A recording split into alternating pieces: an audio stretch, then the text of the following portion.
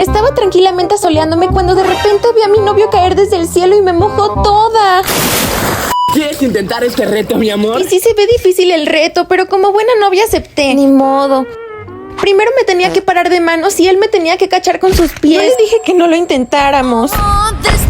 Me caí un buen de veces porque no lograba voltearme y meterme entre sus piernas. Pero después de varios intentos por fin lo logré. Bueno, más o menos. Lo único que faltaba era meterme más rápido y fluido sin perder el equilibrio. Pero bueno, esto fue lo mejor que salió. Yo le doy un 6 de 10, pero díganme ustedes qué opinan. Los estaré leyendo. Le mando un beso a Héctor y a Ceci por comentar en mi video pasado.